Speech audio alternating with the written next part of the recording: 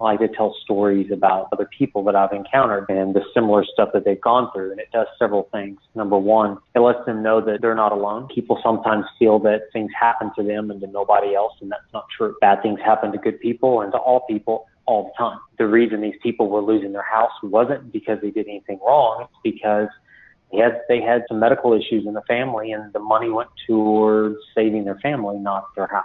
So it wasn't necessarily their fault. They didn't really do anything wrong.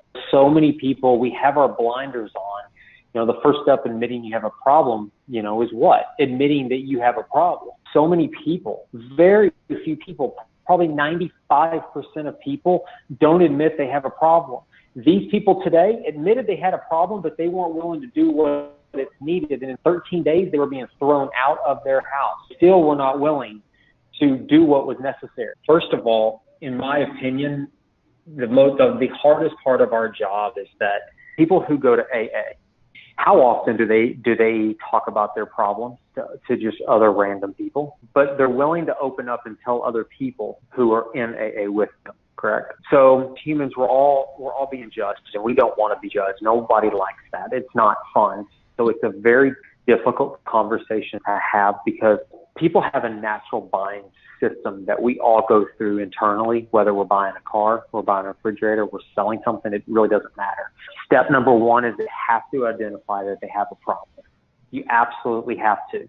Out of the 2,000 people in our database, we've gone on about 30 appointments. Okay. So what that tells you is very, very, very few people, first of all, admit, and these are people who we've targeted having some type of distress, meaning they're behind on their taxes, they're behind on their mortgage, going through a divorce, they just lost a loan, they inherited a house, like something along the lines of those right here. So these are not just random people that want to sell 123 Main Street. Okay, these are people that typically want to sell their house to someone like us. And so 30 out of 2,000 people so far have said that they want to meet with us, which is a very, very low number.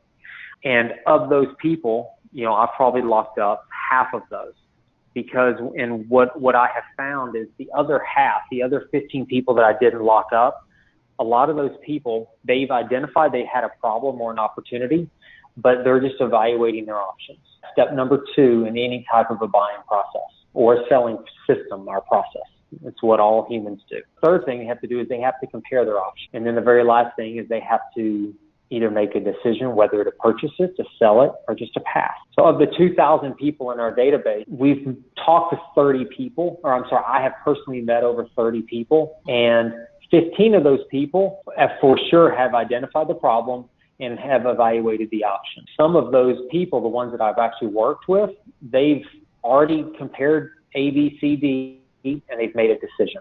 But it shows you that I've locked up about 15 contracts out of 2,000 people, which shows you that 99% of people still don't know that they have a problem or an opportunity. I want to make sure it's not always a problem. Sometimes it's an opportunity. So the majority of people walk around every single day not knowing that there's an issue in the world. My grandparents died and I just inherited a house.